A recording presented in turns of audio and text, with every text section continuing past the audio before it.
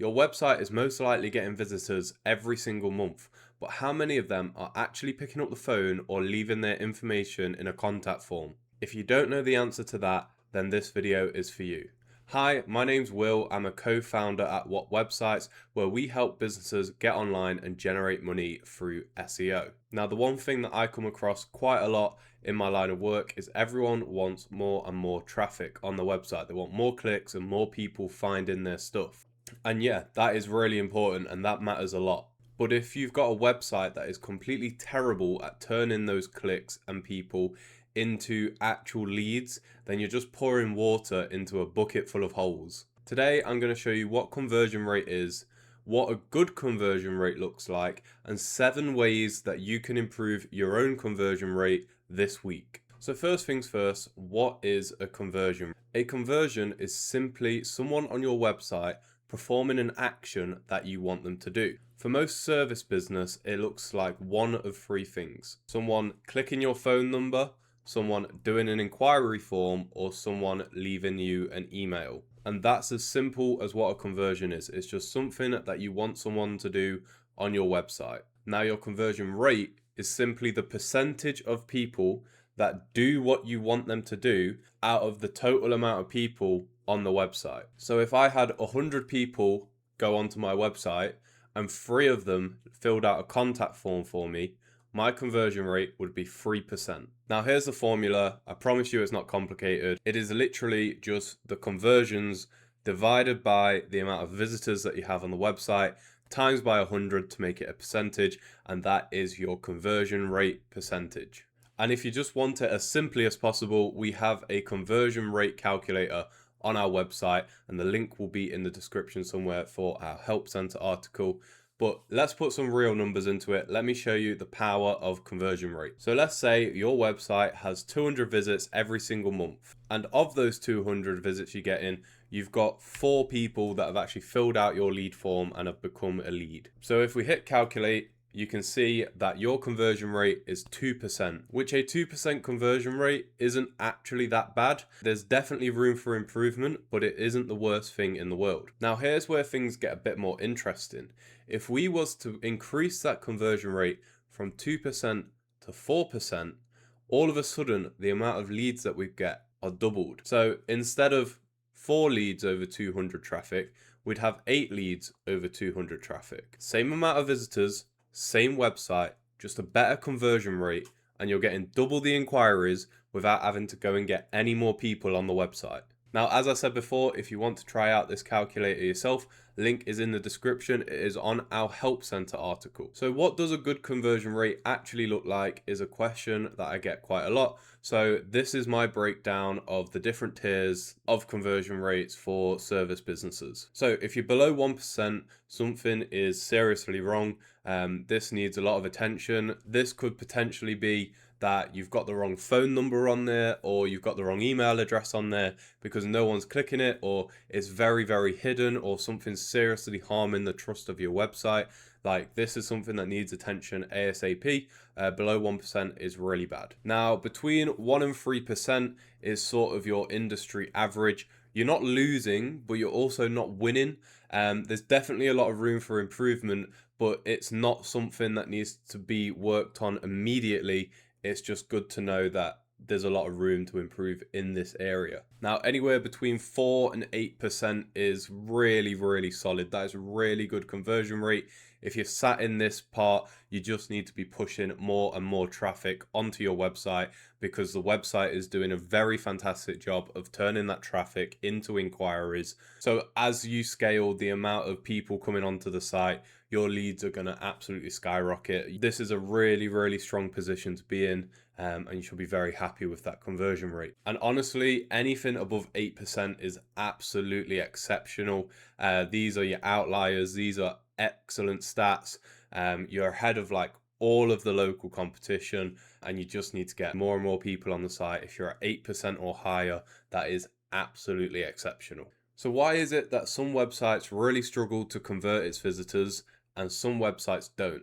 Well, on the left, we have all of the typical traits of a low conversion website. So there's no phone number above the fold, and above the fold just means as you land on the website, it's like at the top. So you don't have to scroll to go and see it. That's what above the fold means. Your page is super slow and it's taking ages to load up. So anyone that clicks doesn't even land on the website. They just go off before it's even loaded. You've got stock photos on there, so you don't have any photos of your actual real work. For the copy is just another word for like the text, like all of the writing elements on the website. And essentially that can be really vague and generic. Now, the next reason is like the number one factor: no reviews or social proof.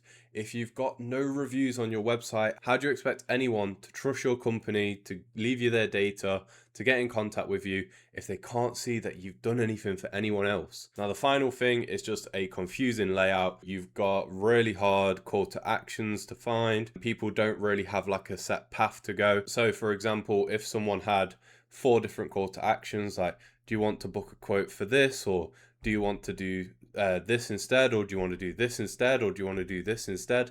It can make people really confused, and that will lower the conversion rate more. You've got to be very simple and keep things very clear for the user. Right, so here are 7 things that you can actually do to improve your conversion rates today. So the first thing is making sure your phone number is unmissable. I mean, literally front and center, top of every page, without having to scroll. You'd be amazed how many sites bury this sort of thing, like at the bottom in the footer.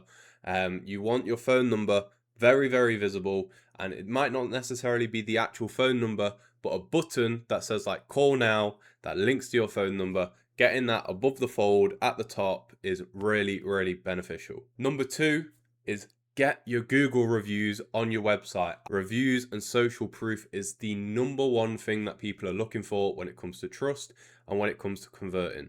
And the more trust you can build, the higher chance you've got of people converting. Number 3 is use real photos.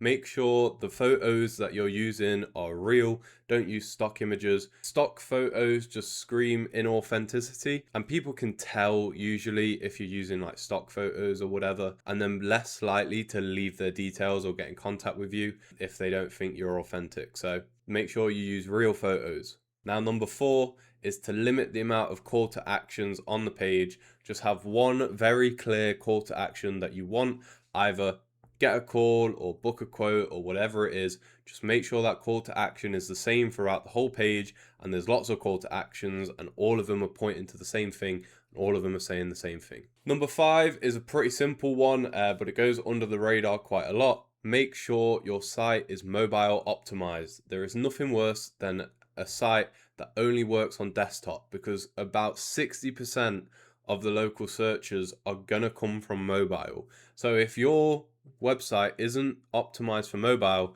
you're going to miss out on more than half of the people that obviously you could have potentially converted if it was optimized for mobile. So make sure you're testing stuff on your phone. Number 6, be specific in your copywriting. So instead of quality workmanship at a competitive price, you want to go more into detail and tell them specifically what it is that you do. Tell them where you do it. Tell them why they want to choose you over your competition and what makes you stand out. And then finally, it's speeding up your site. So as I mentioned before, if someone clicks on your site and it doesn't load fast enough, they're going to click off and you're going to lose that conversion opportunity. Whereas if you make your site load faster by potentially like compressing some of the images, compressing some of the videos and things like that, that is going to make people actually get onto the site and has a higher chance of converting them rather than them just clicking off if it doesn't load fast enough. Now, usually a question that I get after explaining conversion rate is, what should I be focusing on then? Should I be trying to get more traffic, or should I be getting a higher conversion rate? And my answer is always to try and fix the conversion rate first and then scale up the traffic. So for example, you've invested in a website and you've now started running ads to this website to try and get people to book a quote. On the first scenario, if you've got a bad conversion rate of 1%, you've paid all of this money for ads. Let's say you've paid £500 on ads. You've got 500 people on the site. but you've only got 5 leads from them because the conversion rate is bad. If you fixed your conversion rate and maybe invested some money into conversion rate optimization for that same website, so instead of spending £500 on the ads, you maybe spent £500 on Crow, which is conversion rate optimizing, and you got your conversion rate fixed and it's now at 3%. When you go and spend that £500 on ads, you're now going to get 15 leads from the 500 visitors rather than 5. So you've literally tripled the amount of leads without kind of having to spend more on the ads or get more traffic or anything. So conversion rate is often something that needs to get fixed quite early. And then of course, once the conversion rate is in a good enough position, that's where you want to get more traffic and everything sort of starts to compound. But you need to remember, a high conversion rate with low traffic isn't going to get you any leads. A lot of traffic with a low conversion rate isn't going to get you any leads. So both of the numbers matter a lot. Get your conversion rate to a good enough point and then let's scale the traffic is usually the approach that I would take. So just to recap everything that we've gone through today, number 1, the formula for conversion rate: conversions divided by visitors times by 100 is your conversion rate. And if you want to use our calculator, it's at this help center link that is right here on screen. 1 to 3% conversion rate is industry standard. Anything above 4% is really strong. Low conversion rate is more than likely a problem to do with trust. So getting reviews on there is probably going to fix that quite quickly. The quickest wins that you can do today is make your phone number visible at the top of the screen and add reviews onto your site. And finally, you want to fix your conversion rate before trying to scale your traffic any more than what you already have. Now, if you've got any questions whatsoever, leave them in the comments. I will answer all of the comments that we get on this video about specific issues.